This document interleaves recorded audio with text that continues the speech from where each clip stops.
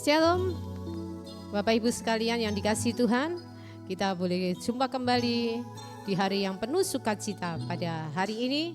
Mari kita satukan hati kita sebagai pendoa-pendoa yang setia. Saya bersyukur atas kesetiaan Bapak Ibu Saudara mengikuti program Menara Doa channel AGCC GPT Kudus yang sudah mengudara hampir selama 4 tahun ya Bapak Ibu. Kesetiaan Bapak Ibu Saudara sungguh diperhitungkan oleh Tuhan. Mari kita satukan hati, kita masuk dalam pujian penyembahan. Kami mengucap syukur, terima kasih Bapak buat kesempatan yang masih Kau percayakan kepada kami.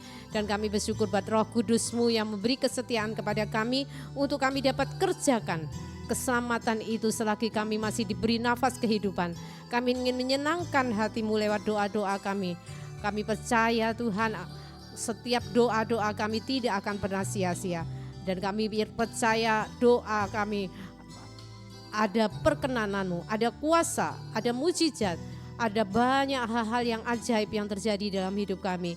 Oleh karena Engkau ada bersama kami saat kami berdoa. Roh Kudus menyertai kami, memampukan kami sehingga kami dapat memberi korban terbaik dan melayakkan kami untuk memuliakan nama Bapa kami di surga, nama yang mulia, nama yang kudus, Yesus Kristus Tuhan dan Juru Selamat kami. Segala kuasa roh jahat yang ingin mengganggu doa-doa kami dan ingin meruntuhkan iman kami, karena kami setia berdoa, kami hancurkan di dalam nama Tuhan Yesus kuasa-kuasa roh jahat. Dan kami percaya salib Kristus menutup bungkus setiap pelanggaran dosa dan kelemahan kami. Terima kasih Bapa. Hanya di dalam nama Tuhan Yesus kita semua yang siap untuk memuji memuliakan nama Tuhan dengan sehati sepakat. Mari kita aminkan bersama. Amin. Puji nama Tuhan. Bapak Ibu Saudaraku yang dikasih, mari kita datang kepada Tuhan. Kita katakan Engkau lebih dari nafasku. Doa orang Kristen adalah doa, itulah nafas hidup kita kepada Tuhan. Karena Dia yang memberi nafas kehidupan kepada kita saat kita hadir di muka bumi ini. Haleluya, puji Tuhan. Pegang tanganku Bapa, kami rindu saat teduh bersama-Mu. Bawa hidup kami masuk di dalam hadirat-Mu. Haleluya. Ada damai sejahtera, ada kuasa, ada kemuliaan, ada perkenanan saat kami memuliakan nama-Mu Tuhan.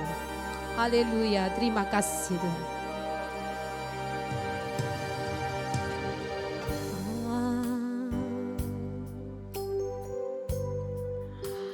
Pegang tanganku,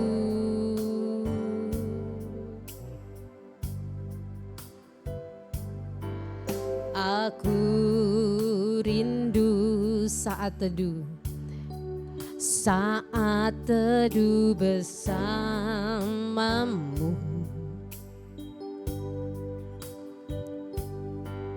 Dan Kau agung dalam hangat naungan-Mu.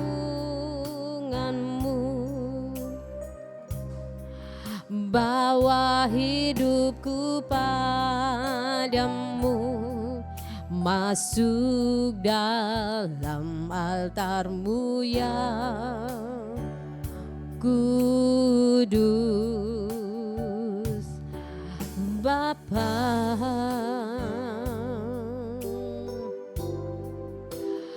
pegang tanganku,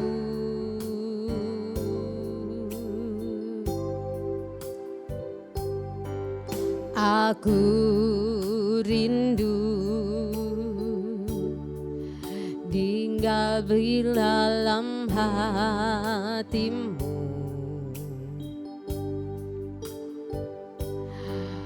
Engkau terang yang membuatku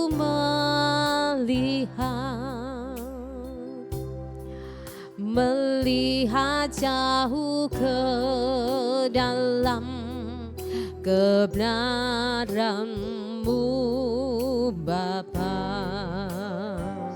Lebih dari nafasku, lebih dari nafasku Bapa.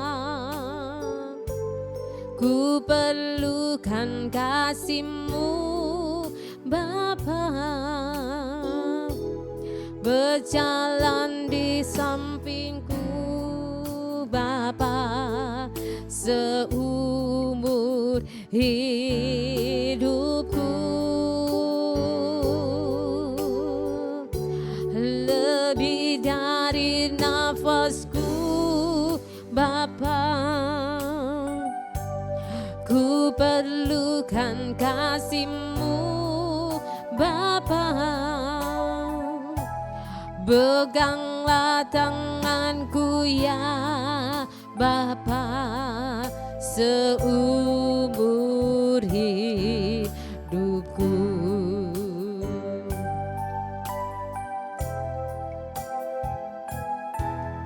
Bapa, pegang tanganku, pegang tanganku.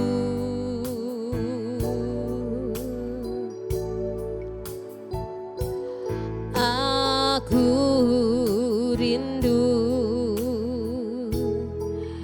tinggal di dalam hati-Mu. Engkau terang yang membuatku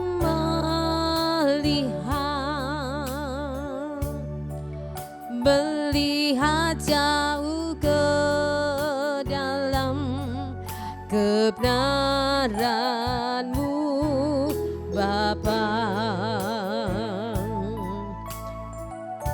Lebih dari nafasku Bapa, ku perlukan kasih-Mu Bapa. Berjalan di sampingku Bapa, seumur hidupku. Lebih dari nafasku Bapa, lebih dari nafasku Bapa, ku perlukan kasih-Mu Bapa. Peganglah tanganku ya Bapa, untuk selamanya. Lebih dari nafasku Bapa, lebih dari nafasku Bapa, ku perlukan kasih-Mu Bapa. Berjalan di samping-Mu Bapa, seumur hidupku.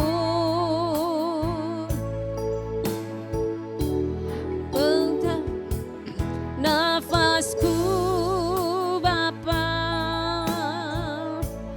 ku perlukan kasih-Mu Bapa. Peganglah tanganku ya Bapa, untuk selamanya. Lebih dari nafasku Bapa, lebih dari nafasku Bapa, ku perlukan kasih-Mu Bapa. Berjalan di samping-Mu Bapa, seumur hidupku.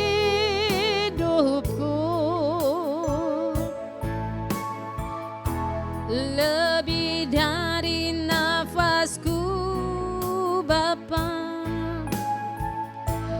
ku perlukan kasih-Mu Bapa. Peganglah tanganku ya Bapa, untuk selamanya.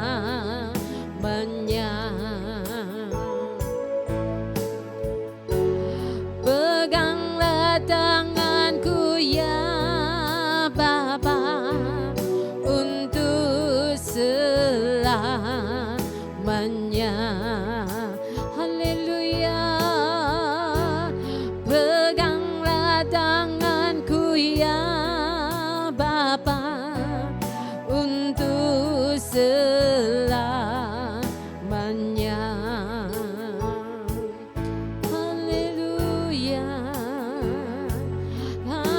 bersyukur.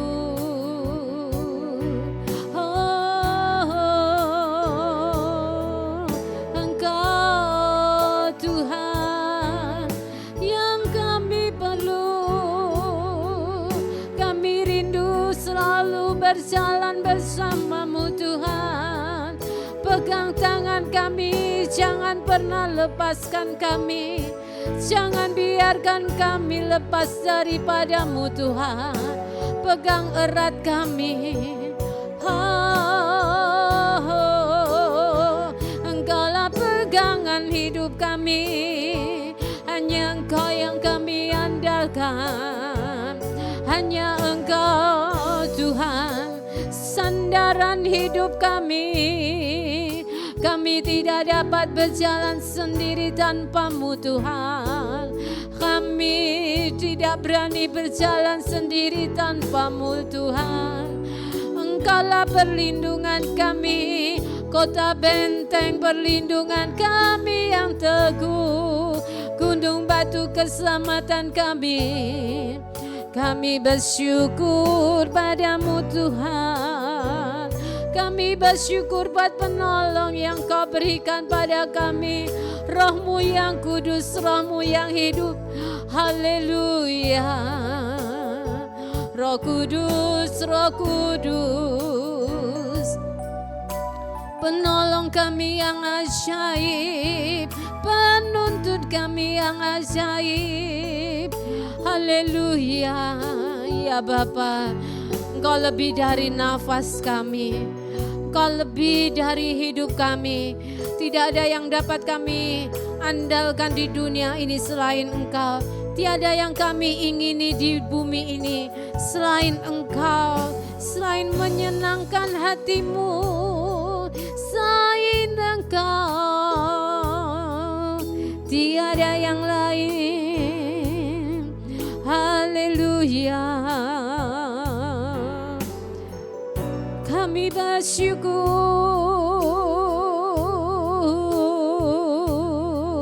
Terima kasih. Bersyukur kepadamu Tuhan. Kami naikkan korban pujian, inilah mazmur kami. Inilah penyembahan kami. Kami rindu selalu dekat denganmu.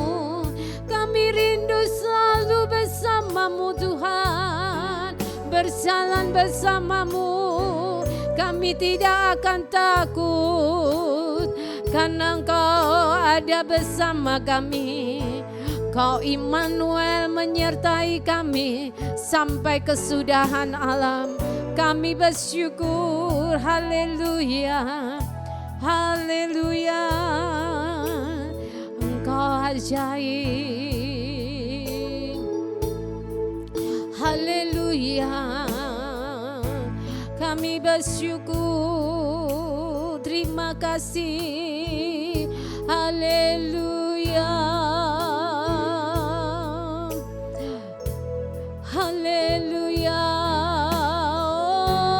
Oh, sembah Dia, berikan korban penyembahan dari dasar hati kita yang tulus padanya. Kami bersyukur, agungkan Dia. Kau layak diagungkan, Kau layak dimuliakan, Kau layak disembah, Kau layak dipuji. Haleluya. Oh,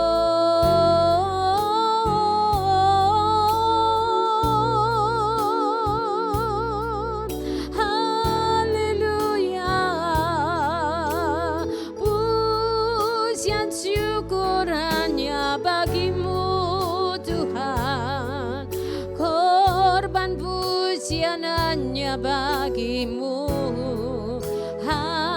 Haleluya, haleluya. Kami menyembahmu, Raja di atas segala raja, Yesus Kristus Tuhan dan Juru Selamat kami, satu-satunya yang kami sembah. Tidak ada nama lain yang layak dipuji selain namamu Yesus Tuhan. Biarlah semua yang bernafas memuji nama-Mu. Setiap lutut akan bertelut, setiap lidah akan mengakui bahwa hanya Yesus Kristus Tuhan, satu-satunya juru selamat yang layak terima segala pujian. Haleluya. Kami bersyukur, haleluya. Terima kasih Bapa.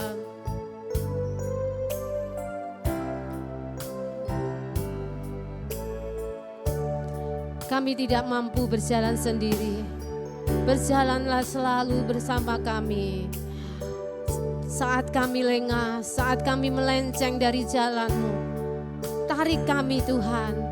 Biarlah Roh Kudus-Mu menuntun kami kepada jalan kebenaran, tidak menyimpang ke kanan ke kiri. Bila Engkau tak besertaku,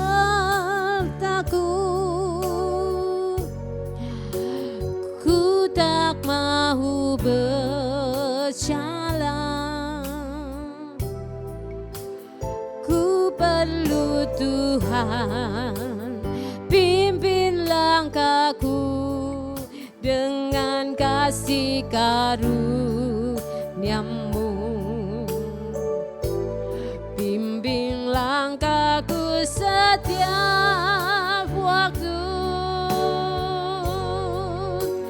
berjalan dalam Roh-Mu.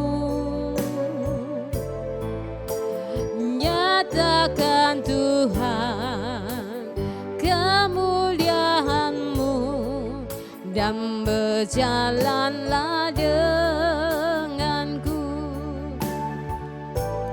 Bila Engkau tak besertaku,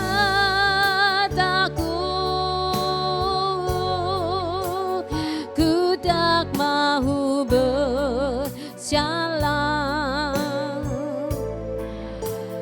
Ku perlu Tuhan, pimpin langkahku dengan kasih karunia-Mu. Bimbing langkahku setiap waktu, berjalan dalam Roh-Mu.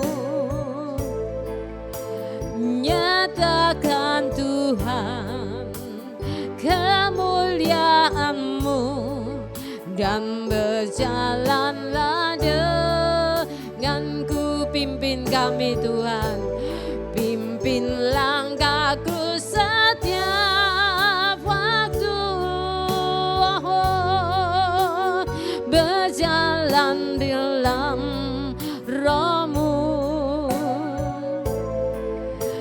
Nyatakan Tuhan kemuliaan-Mu, dan berjalanlah denganku. Pimpin langkahku, pimpin langkahku setiap waktu,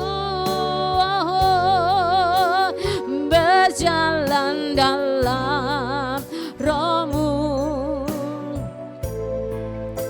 Nyatakan Tuhan kemuliaan-Mu, dan berjalanlah denganku.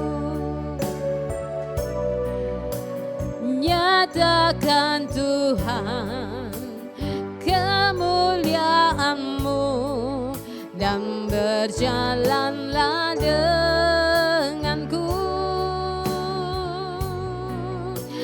Nyatakan Tuhan kemuliaan-Mu, dan berjalanlah denganku.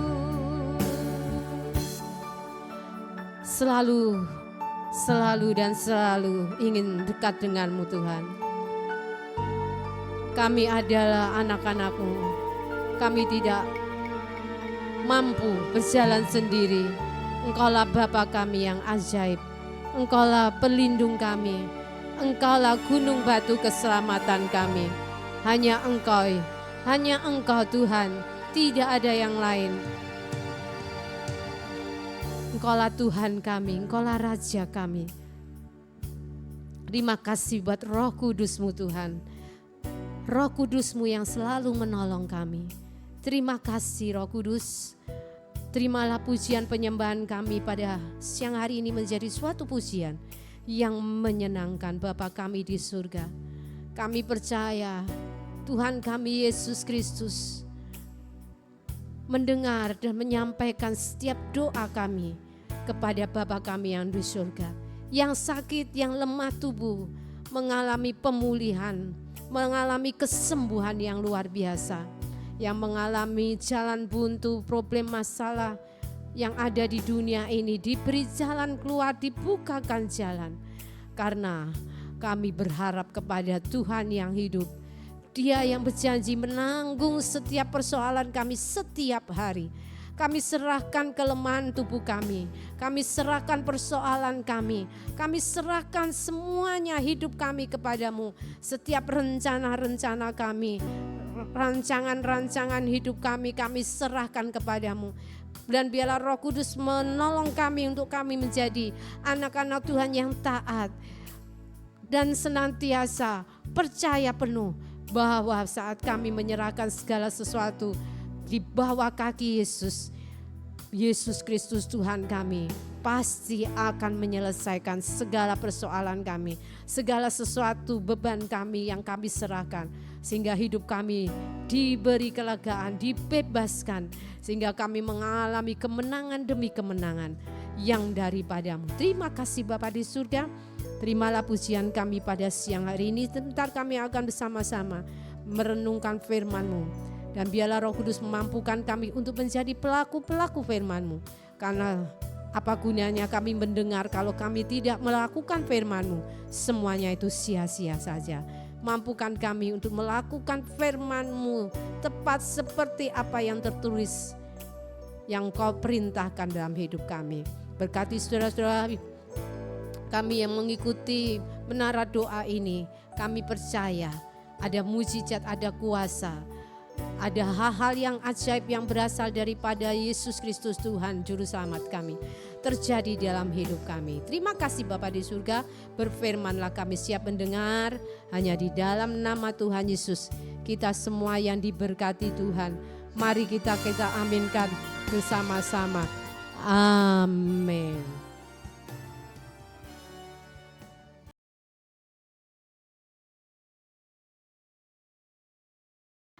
Puji Tuhan, Bapak Ibu Saudaraku, saya rindu kita semua saat kita masuk dalam hadirat Tuhan, kita berdoa.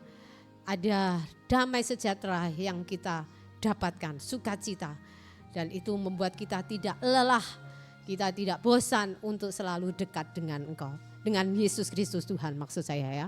Seperti Musa yang dilihat oleh 3 murid Yesus. Petrus, Yohanes dan Yakobus, mereka melihat Musa, Elia dan mereka merasakan kemuliaan Tuhan sampai mereka di sini ada hadirat Tuhan. Kami ingin terus ada di sini karena memang kalau orang itu sudah masuk dalam hadirat Tuhan, berdoa 3 jam, 4 jam itu tidak akan terasa.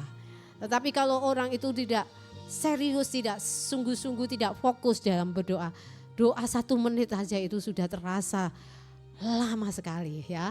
Untuk itu mari kita selalu minta Roh Kudus untuk kita selalu merasakan dan selalu fokus masuk di dalam penyembahan sehingga kita merasakan banyak hal-hal yang membuat kita betah di dalam penyembahan. Puji Tuhan, mari kita hari ini bersama-sama belajar dari firman Tuhan yang kita baca di Titus pasal yang ada di judul menara doa kita.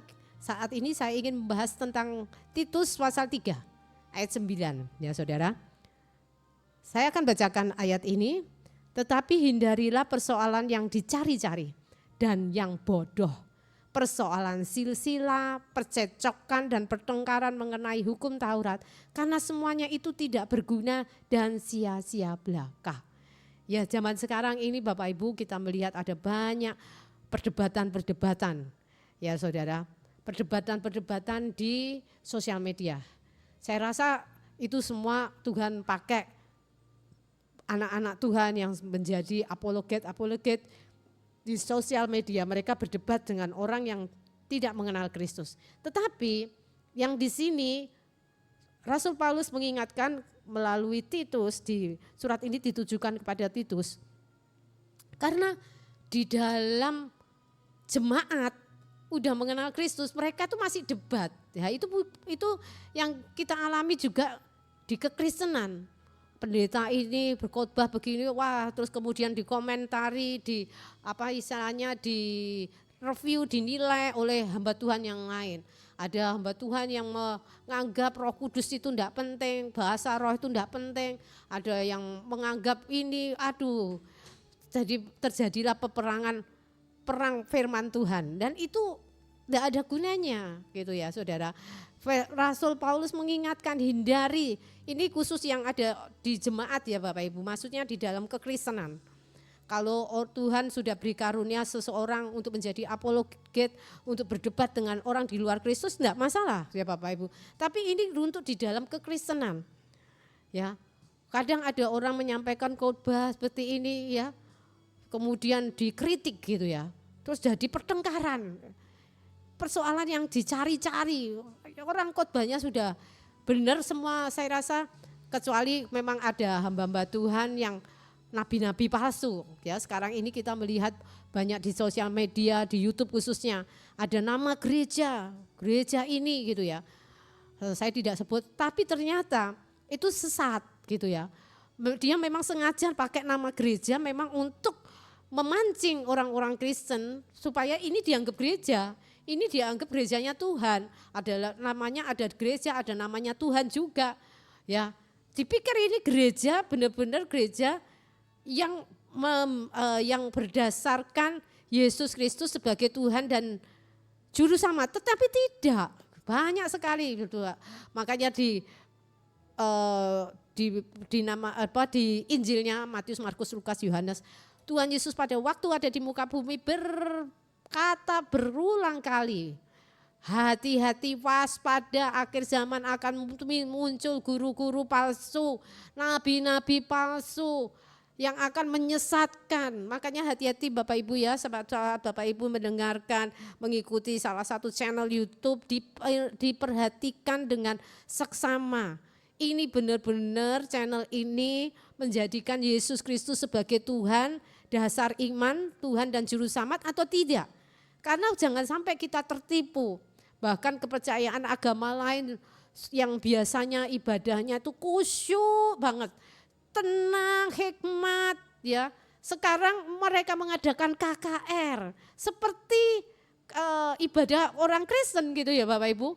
Persis keteplek malah saya bilang. Kalau tidak, hati-hati, dipikir ini KKR ibadah di gereja, salah satu gereja, tapi itu ternyata umat agama lain. Ada pengkhotbahnya. Kalau dulu pengkhotbahnya, pendetanya itu namanya juga pendeta di agama ini ya saudara, pakai jubah, rambutnya gundul-gundul. Sekarang tidak, sudah mengikuti dengan pakaian jas ya, penyampaian khotbah-khotbahnya seperti hamba-hamba Tuhan saat ini gitu ya. Nah, mari hati-hati gitu Bapak Ibu Saudara, jangan sampai kita jatuh di dalam iman Kristen karena salah mengikuti salah satu channel di YouTube atau mengikuti ajaran-ajaran yang di luar Kristus. Nah, di sini Rasul Paulus melihat banyak terjadi perpecahan. Zamannya Rasul Paulus, gereja mula-mula aja sudah banyak terjadi perpecahan. Apalagi zaman sekarang. Ya, terjadi perpecahan karena apa sebetulnya? Yang diributkan apa? Gitu ya. Di sini aja Rasul Paulus mengatakan hindari, jangan sampai terjadi persoalan perselisihan hanya gara-gara bahas Alkitab. Padahal kan Alkitab itu sesuatu yang perlu direnungkan, perlu di-sharingkan ya. Tapi kalau sudah sampai debat, sampai terjadi percecokan, bantah-bantahan, mempertahankan pendapatnya, mempertahankan tafsirannya sesuai dengan akal pikirannya masing-masing, ya pasti tidak akan pernah nyambung, pasti akan terjadi keributan gitu ya. Makanya sampai terjadi perpecahan di gereja, ada yang dengan cara liturgi seperti ini, ada yang begini-begini. Nah, sebetulnya itu menyedihkan hati Tuhan, ya. Jadi itu aja dalam hal membahas soal firman Tuhan, soal Alkitab. Nah, apalagi di luar itu jangan sampai terjadi. Banyak sekali yang saya dapati, banyak yang terjadi di dalam kekristenan. Perdebatan, persoalan yang dicari-cari. Wah, kalau sudah enggak seneng ya, sudah hatinya sudah enggak suka dengan pembicaranya, dicari, dikuliti apa kelemahan, apa yang dia katakan, hamba Tuhan ini katakan pada waktu khotbah. Padahal enggak nyinggung, padahal enggak menyebut namanya hamba Tuhan itu kan kasih ilustrasi, itu kan universal, umum. Tapi ada orang-orang yang sensitif, menganggap contoh-contoh yang disampaikan oleh hamba Tuhan, oh itu untuk aku itu hamba Tuhan itu nyindir aku. Padahal enggak sebut nama, tapi terlalu GR ya, terlalu merasa oh aku orang penting, aku nih orang public figure gitu ya. Jadi apapun yang disampaikan hamba Tuhan itu rasanya untuk dirinya. Padahal tidak. Terus akhirnya marah, kemudian dicari-cari, cari persoalan dan kemudian cekcok, ada terjadi pertengkaran dan itu menimbulkan perpecahan. Banyak sekali yang terjadi perpecahan di gereja karena persoalan-persoalan yang bodoh, persoalan yang enggak penting ya saudara. Persoalan yang dicari-cari, kemudian enggak puas dia sendiri yang bermasalah, yang istilahnya yang jengkel, mempengaruhi jemaat yang lain, mempengaruhi dengan menghasut dengan kalimat-kalimat yang kalau orang mendengar, wah iya dia benar, ini hamba Tuhannya menyampaikan khotbahnya ini memang sengaja lah, memang bias pokoknya orang kalau udah benci, orang yang kalau sudah enggak seneng, itu sekecil apapun perbuatan baik seseorang itu tidak baik di matanya. Pasti akan ada aja yang dicari-cari kelemahannya dan kejelekannya. Nah, kemudian dilanjutkan di dalam Titus pasal 10. Ini dalam terjemahan TS 3.4 ya Bapak Ibu. Saya tuliskan gini, ini sama aja, artinya tetap sama. Orang yang menyebabkan perpecahan dalam jemaat, hendaklah engkau tegur 1-2 kali. Sesudah itu jangan lagi bergaul dengan dia. Ya, Bapak Ibu ini penting bagi Bapak Ibu saudara. Kalau Bapak Ibu sebagai jemaat Tuhan kemudian enggak ada masalah dengan hamba Tuhan, enggak ada masalah dengan gereja. Tiba-tiba kemudian ada orang datang mempengaruhi. Mungkin tidak mempengaruhi secara, wah kamu harus mempengaruhinya secara terang-terangan. Lewat kata-kata, lewat omongan yang sepertinya wah itu ya keluh kesah yang sepertinya wajar-wajar aja. Kita perlu tuntunan pimpinan Roh Kudus. Kalau tidak, nanti akan terpengaruh. Pertama kali terjadi perpecahan itu di mana? Di Taman Eden. Ya, awalnya Adam dan Hawa dengan Tuhan Bapa Yahweh itu akrab ya, akrab sekali, ada hubungan yang begitu indah, nggak ada masalah. Tetapi begitu datang si penghasut, iblis yang sudah punya rasa benci dengan Bapa di surga, mulai merayu, menghasut dengan kalimat yang manis didengar, dengan tujuan supaya Adam dan Hawa ini memberontak, tidak lagi taat kepada Bapa di surga, Bapa Yahweh penciptanya. Dia mulai masukkan kalimat, oh tidak, buah ini kalau kamu makan kamu bisa ngerti tahu dan yang baik dan yang jahat. Iblis ini menanamkan pikiran negatif kepada Adam dan Hawa. Sehingga Adam dan Hawa melihat buah itu, dia mulai berpikir negatif tentang Tuhan yang menciptakan mereka. Kemudian mereka pikir, oh maksudnya begitu toh.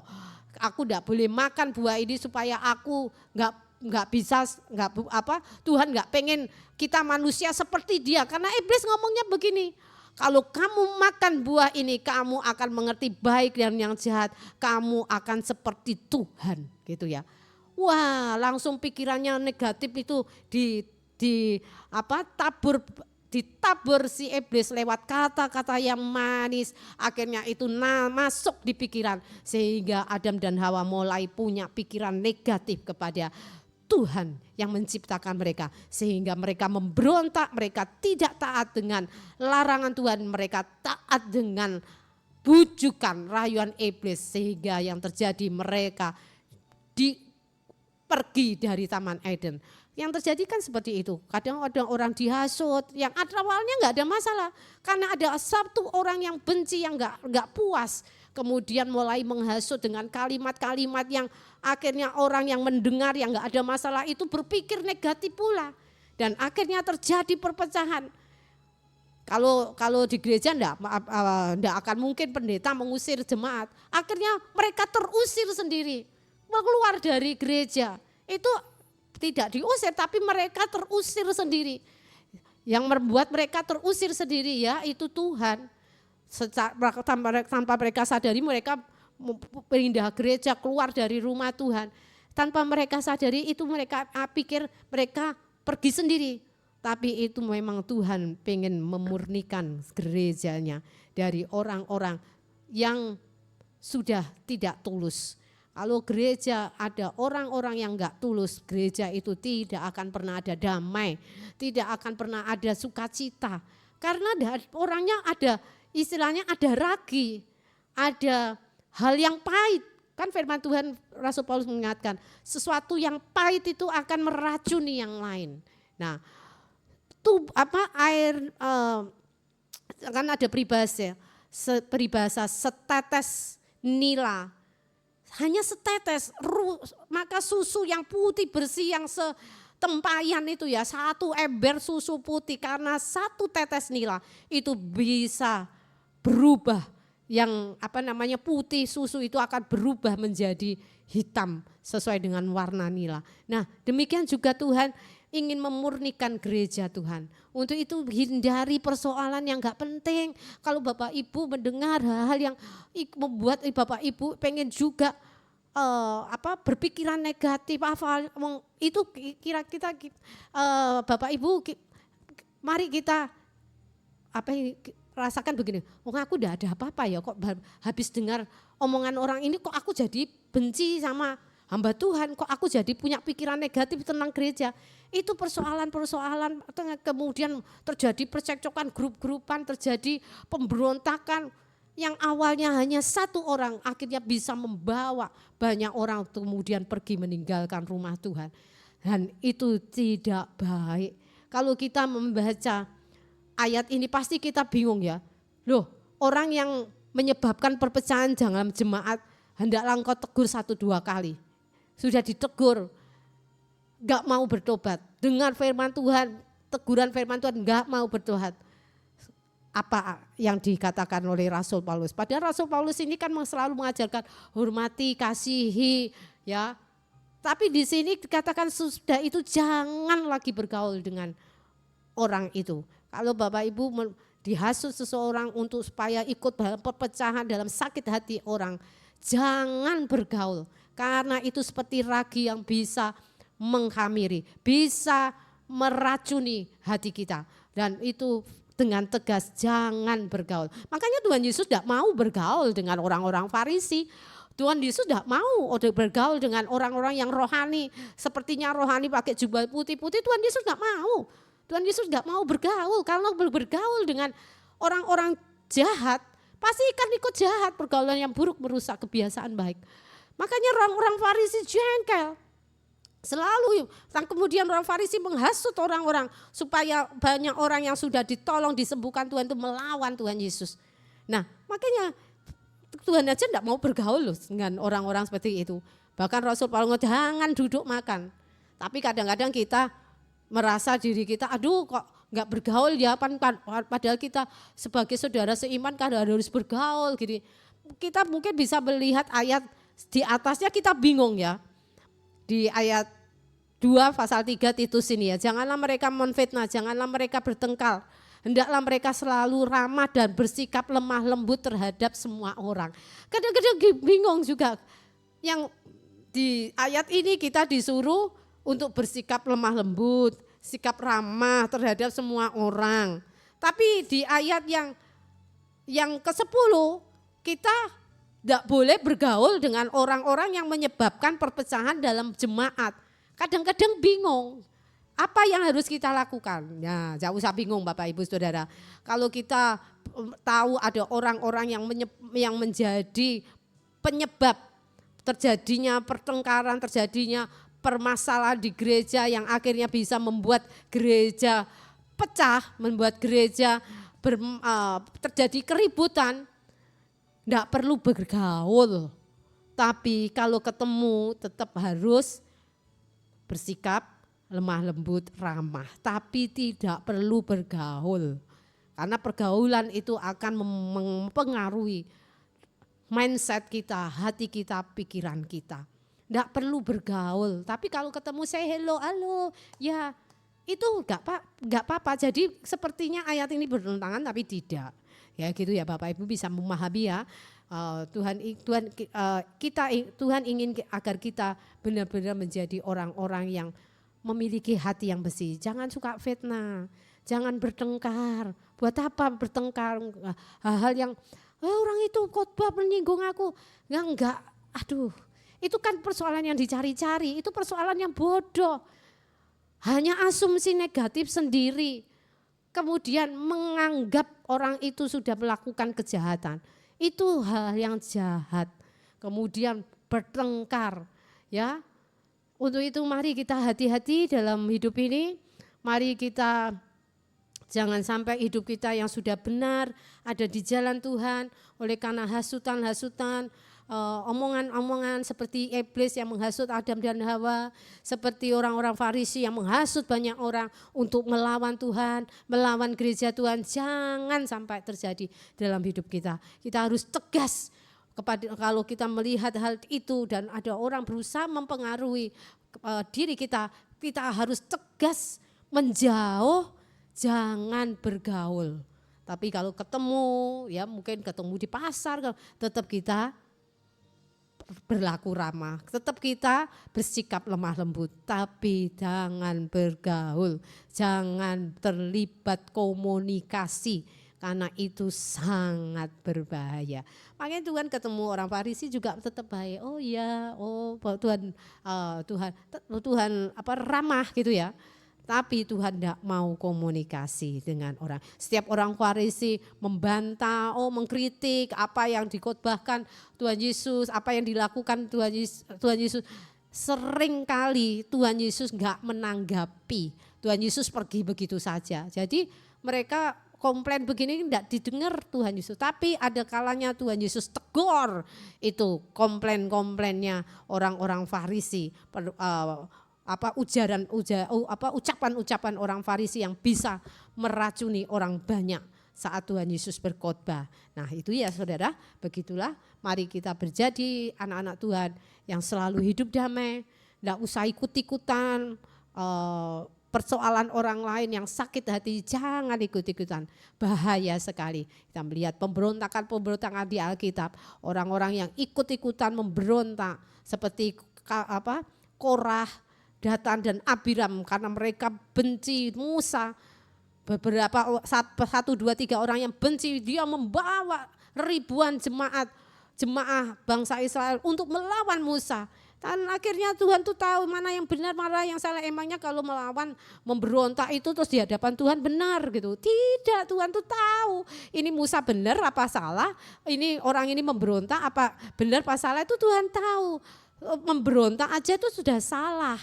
Ya, kalau Musa sebagai pemimpin dia enggak benar, pada waktu Tuhan nyuruh Musa dan Tuhan memerintahkan Musa untuk berkata-kata di hadapan gunung batu untuk keluar air. Itu ada gunung batu, Tuhan nyuruh Musa ngomong, hai batu keluar air, gitu aja. Kami karena emosi, itu gunung batu dipukul Musa dengan tongkatnya keluar air, tapi di hadapan Tuhan Musa enggak taat. Kan Tuhan enggak nyuruh mukul, Tuhan hanya nyuruh ngomong tok. Tapi kok Musa mukul. Ya wajar mungkin Musa emosi ya saudara. Tapi Tuhan tidak berkenan dengan yang dilakukan Musa. Itu urusannya Tuhan. Untuk itu Tuhan itu tahu hatinya orang ini benar apa salah, orang ini benar apa salah itu Tuhan tahu. Kan kita melihat semua pemberontakan tidak ada yang menghasilkan sesuatu yang baik. Namanya memberontak hamba Tuhan, memberontak rumah Tuhan, semuanya endingnya binasa. Karena saat kita memberontak kepada hamba Tuhan, kita melawan hamba Tuhan, sama saja kita melawan Tuhan. Bukan berarti sebagai hamba Tuhan sok-sokan, tidak. Kami hamba Tuhan seringkali mengalami hal demikian. Rasanya pengen seperti Musa, kita pukul dengan tongkat itu, durung batu yang keras hati ya, orang-orang yang keras hati. Tapi kita kita serahkan sama Tuhan, kita serahkan sama Tuhan. Dan Tuhan menjadi pembela hamba-hamba Tuhan, gereja Tuhan yang sesuai dengan firman Tuhan. Puji nama Tuhan Bapak Ibu Saudara, mari kita berdoa. Kami mengucap syukur terima kasih Bapa di surga untuk firman-Mu, jadikan kami pelaku-pelaku firman-Mu dan jadikan kami menjadi jemaat yang selalu membawa damai di dalam rumah Tuhan. Setiap pengacau-pengacau yang ingin membuat hati kami ikut menjadi pengacau-pengacau di dalam gereja Tuhan, di dalam kami berjemaat, biarlah Roh Kudus menuntun kami untuk kami dengan tegas tidak mau bergaul dengan orang-orang yang berusaha mengacaukan hidup kami, mengacaukan kasih kami, mengacaukan iman rohani kami, sehingga kami tetap terus berpegang sesuai dengan jalan firman-Mu Tuhan, sehingga hidup kami terus ada di dalam rumah-Mu, tidak terpengaruh dan kami tetap ada di dalam perlindungan-Mu Tuhan. Terima kasih Bapa di surga, kami tidak ingin seperti si bungsu yang memberontak kepada bapaknya, kemudian dia pergi meninggalkan rumah bapaknya. Sepertinya dia pergi dengan keinginannya sendiri, tapi sesungguhnya dia adalah anak yang terusir dari rumah bapaknya yang penuh berkat. Dan pada akhirnya dia sadar dan kembali ke rumah Bapa dan dia mendapatkan hidup yang berkelimpahan kembali. Terima kasih Bapa di surga, hamba-Mu berdoa bagi gereja-gereja Tuhan yang saat ini mungkin sedang mengalami persoalan, yang menghadapi persoalan yang membuat gereja itu membuat gereja itu akan mengalami perpecahan. Bapa, di dalam nama Tuhan Yesus, Roh Kudus, kuasa darah Yesus menghentikan setiap badai yang ada di gereja-gereja Tuhan di Indonesia, sehingga tidak ada lagi perpecahan atas gereja-gereja di Indonesia.